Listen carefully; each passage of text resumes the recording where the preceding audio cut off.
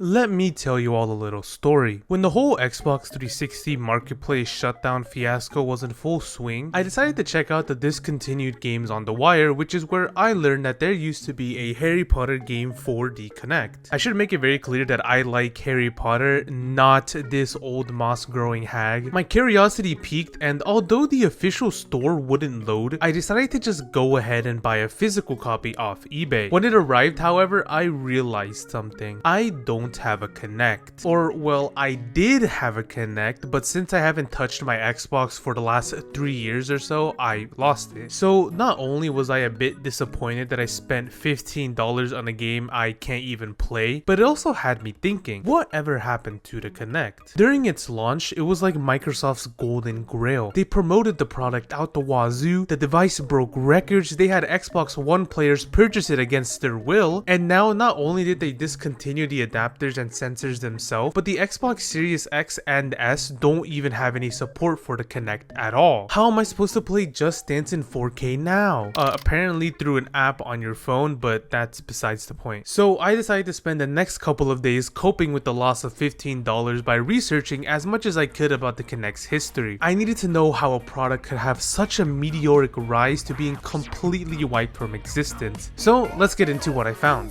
At a late night waiting in line for the new Xbox Kinect.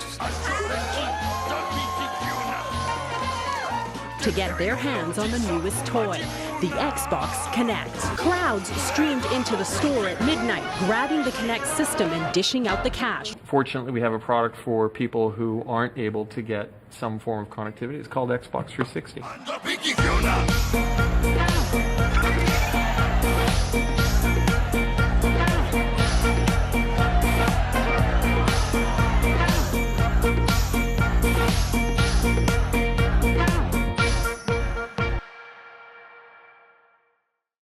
The story of the Kinect actually began with an independent company known as PrimeSense. From 2005 to 2006, the company prototyped motion sensing technology that had the ability to map the human body while also tracking hand motion and gestures. After unveiling their technology at E3 2006, Microsoft's Alex Kipman was reportedly impressed that such a technology could even exist. However, there wasn't really much interest by Kipman nor Microsoft to really invest too much into this technology at the time. At least that wasn't until late 2006 with the release of Nintendo's Wii. I'm sure all of you are already at least somewhat familiar with this console unless you were born after its lifespan. Long story short, it was a groundbreaking video game console that allowed for motion controlled video games via the remote and a sensor. It could also be used as a normal video game console if the game and player so desired. It was basically the all-in-one package. With how popular this console was upon launch, Microsoft decided that it was time to truly go all in with that motion controlled sensor camera thingy they saw a couple months back. Sony also decided to dip their toes into the market with their PS3 light wand move thing that I'm sure almost none of you remember, let alone have heard of, but that's a story for another time. Unlike their competitors who were more focused on motion-based remotes, Microsoft wanted to go above and beyond. They wanted to remove the middleman. They wanted the player to be the remote. In other words, skeletal tracking. In other words, turn the body of the player into a little stick figure. Seeing as how they've already built a foundation, Microsoft turned to PrimeSense to develop and further their technology. However, there was a small problem. Although their tech could track hand movement and gestures, that's about all it could do. Microsoft decided it would just be best to develop their own technology within their little science laboratory. The device would soon be known as Project Natal, named after Alex Kipman's place of birth, Natal, Brazil. What I find funny about this bit of the story is that in order to gather more data, Microsoft allowed their developers to take home the still in development Kinect sensor. However, they would warn their team that, quote, "We are actually looking at these images, so just remember that. Don't play in front of your Kinect naked." Anyways, development on Natal progressed steadily until it was time for a public unveiling at Microsoft's 2009 Xbox Showcase. Let me tell you guys, this panel was truly something. They showed off a video call feature which I guess sort of existed with Skype, but definitely not to this degree. There was never a skate-centered game for the device. However, I did find that one man used their Kinect to create an electric skateboard. I just really wanted to bring that up. Like, just look at the innovation here. Steven Spielberg also came out on stage to tell us that Natal is cool and 60% of households do not own a video game console because the technology was too difficult to understand. Yeah, I'm sure that was the reason. Still, 60% of households do not own a video game console. That's literally all he was there for, by the way. The next part is an absolute classic. Is that the Xbox instantly recognizes who I am and signs me in automatically. So this type of facial recognition has never been seen in any consumer electronics product. As you can see, when I start making movements in my avatar, it instantly mimics me on screen. You ever wonder what the bottom of an avatar shoe looks like? Well, bam, there it is.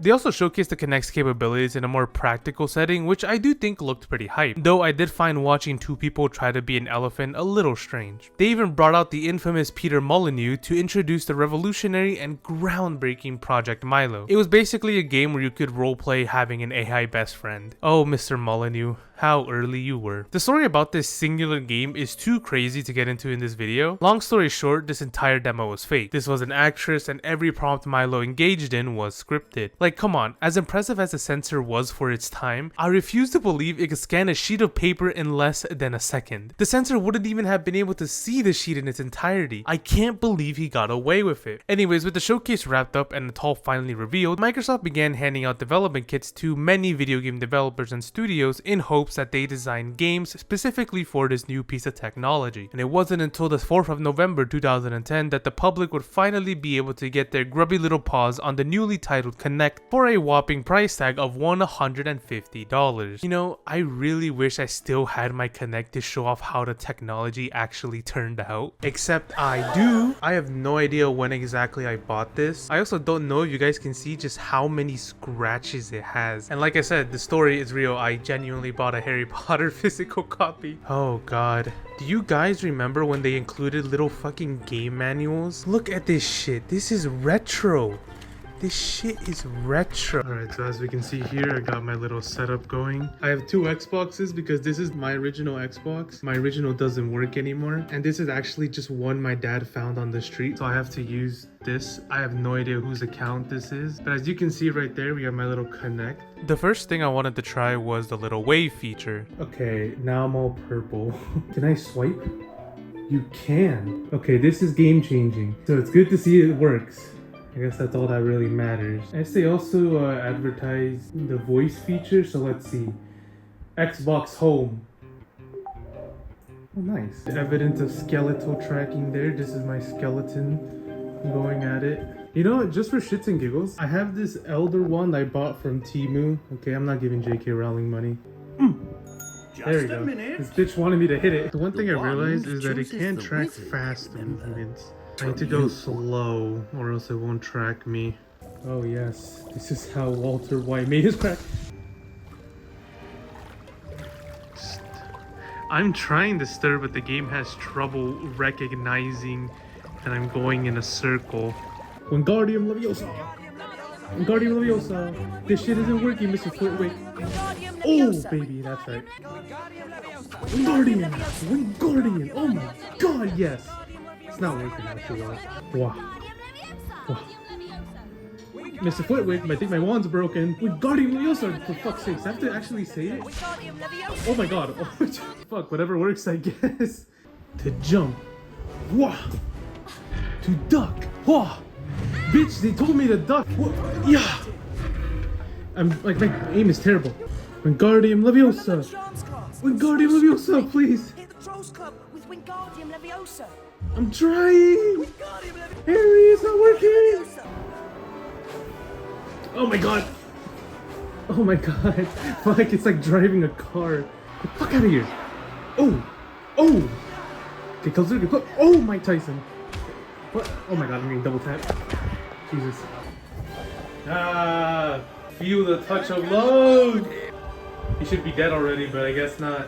Although it hasn't been bad so far, there are still times when I'm raising my right hand. Clearly, like everything else works. I can swipe between game modes, but I just can't select for the life of me. Unfortunately, I don't have any of my old Kinect games to test since I sold them to those assholes down the street. But I think this showcase was good enough. Now I can happily write those $15 off my taxes. Upon launch, the Kinect sensor was an overwhelming success. It even broke the Guinness World Record for fastest selling consumer device with an average of 133,000 100,000 units sold per day. I mean, with a reported marketing budget of $500 million, I would have been shocked if it sold any less, though it would have been pretty funny. Alongside the sensor, an improved and revised edition of the 360, titled Xbox 360 Slim, would also be released. This system would be bundled with a Kinect sensor and Kinect Adventures, though they were smart enough to let you buy the console on its own if you'd like. Together, this helped push the Kinect sales number to over 24 million units by 2013 and still growing. In fact, there was an entirely different and unexpected market that was interested in the Kinect's capabilities alongside its relatively low price tag: schools, robotic research facilities, and software developers. Early hands-on developers found that by manipulating the sensor software, you could make it work with literally anything besides a simple 360 console. Basically, bleep bloop clank clank, Kinect works now. Upon release, there was even a $3,000 bounty set for anybody that could create a fully functional open source software development kit for the device. The prize would be claimed 6 days later. With this newly developed kit, the possibilities were endless. As I showed earlier, one man was able to create a functional electric skateboard. Research facilities were using it to further their robotics research in some way. I really don't know how, other than motion tracking, I guess. Medical fields were even evaluating how to incorporate the technology into their studies and practices. Like, Jesus Christ, imagine getting an x-ray and the doctor just pulls out the Kinect sensor. There were even people using the device for...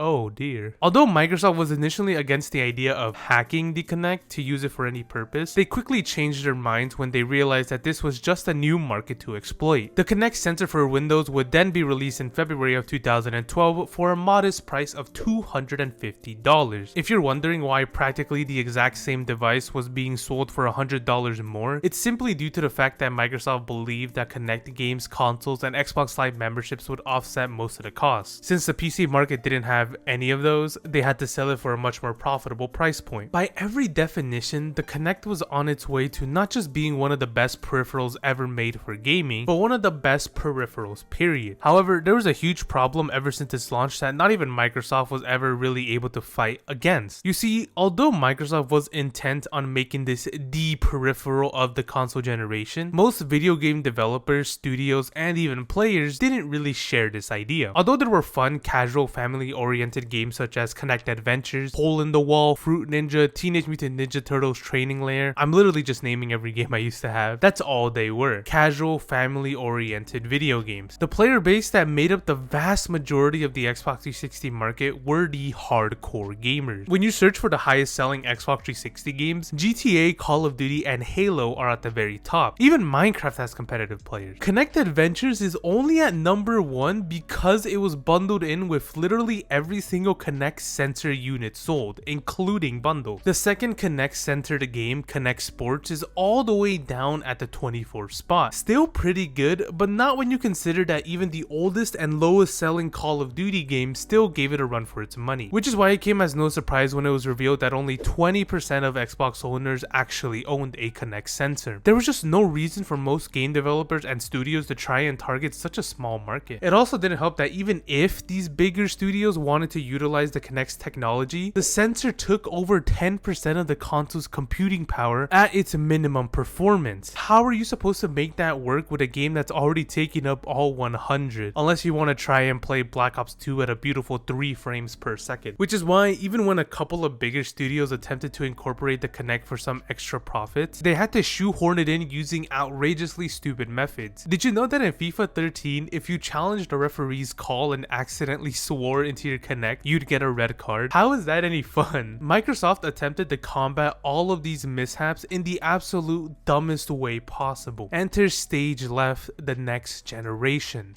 the Xbox One. The Xbox One was, well, it was something, alright. Although I could spend hours talking about why this console failed, even though I begged my dad for one upon release, I'll narrow its shortcomings down to the following list. They did their very best to showcase how their upcoming video game console can watch TV. There is literally an entire compilation of all the times they mentioned the TV. TV and movies? TV. Xbox. Watch TV. TV. TV. TV. The console had to be connected to the internet at all times, meaning you couldn't play any games offline, even if you bought a physical copy. If you couldn't connect to the internet or just didn't like the necessity, Microsoft President Don Matrick literally told you to just buy an Xbox 360. And fortunately, we have a product for people who aren't able to get some form of connectivity. It's called Xbox 360. Right. So stick with 360. That's your message. If you don't, Well, you don't like it. if you have zero access to the internet, that is an offline device. Also, every game you owned was locked to your account specifically, meaning you could not share your games with anybody whatsoever. Again, even if it were a physical copy. Sony made fun of this feature in a nice little video. This is how you share your games on PS4.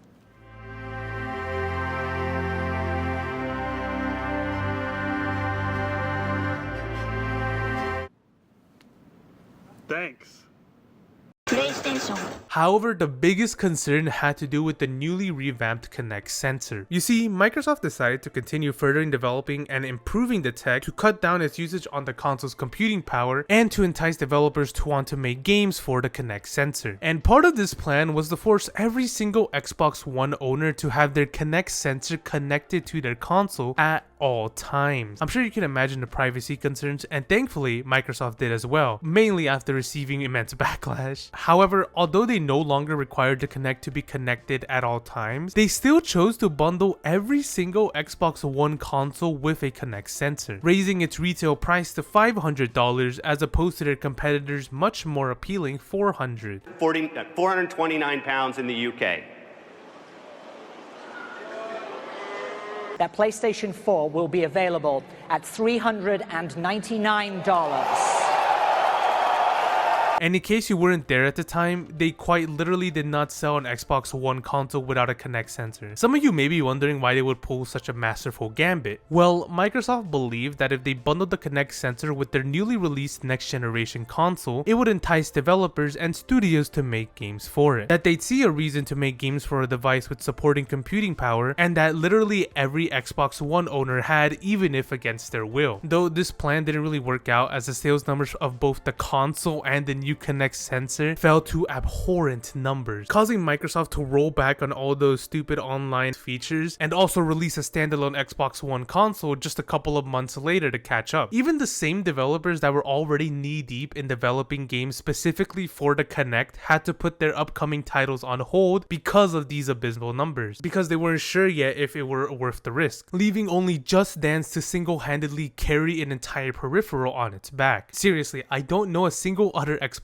One Kinect game that people played, except for maybe Zumba. With absolutely nothing to entice new players to purchase the Kinect, let alone for the original owners to have their Kinects plugged in, the device's popularity began to quickly fizzle out among gamers. However, there were still the software developers, schools, and researchers. A little while after the release of the Xbox One, Microsoft also released the Kinect 2 for Windows. However, this was quickly discontinued when they realized that there was no reason to make two separate products for the exact same device. Unfortunately, however, the PC market specifically for the sensor was very niche, meaning that it was still making jack shit in terms of profits. Instead of continuing to bleed money, Microsoft decided to quickly push the Kinect down the drain. The newly released Xbox One S and X didn't even have an included Kinect port, meaning you'd need an adapter if you wanted to use the sensor with the console. This adapter was at least included with each standalone Kinect unit. However, by 2017, Microsoft decided to completely call it quits on manufacturing all Kinect sensors, with the adapters going alongside it a year later. With that, the newly released Xbox Series X and S don't include any support for the sensor whatsoever, even if you did still own an adapter. Although the Kinect as we know it was officially discontinued, Microsoft wasn't yet done with the technology. Instead, they decided to repurpose it for their Azure computer application in 2020. Behold, the Azure Kinect for a funny little retail price of just 400 measly dollars. This device, I guess, was able to both track motion and also scan the environment around. I'm not too sure, but now that everyone has said hello to this little guy, it's time for you all to say goodbye, as it was discontinued only 3 years later. I can't find an exact reason as to why, but from what I've read, it had to do with its limitation and loss of use/practicality in today's market. The technology behind the Kinect sensor is still being used by Microsoft and I presume other companies, but it no longer is a standalone device. In case you were wondering, you can still buy all previous Kinect sensors from third-party sellers, with the Azure Kinect being the most expensive. expensive. It's honestly kind of sad to see the Kinect go. A naive young lad such as myself didn't care about all the drama going on during its lifespan. All I cared about was playing Just Dance. Maybe Zumba sometimes. Like, the Kinect really had some cool possibilities. You can even use it for full body tracking in VR. Though I don't know exactly how it works, I'm sure it's better than spending $400. If the Kinect had been released as its own standalone device as opposed to being shoved in all of our faces, even if it had failed, I think it would have been appreciated much more than it is today. The Xbox and PlayStation are known as the hardcore gamer's paradise after all. And what screams hardcore gamer more than sitting on your couch or chair all day and not having to physically move your body? And now all that's left is to stand by the Kinect's grave and give my final goodbyes. Goodbye, my love. Thank you for allowing me to play Limbo by Daddy Yankee on repeat and convincing my parents I didn't have to go outside. Till we meet again. I'll put my channel's gravestone right beside yours.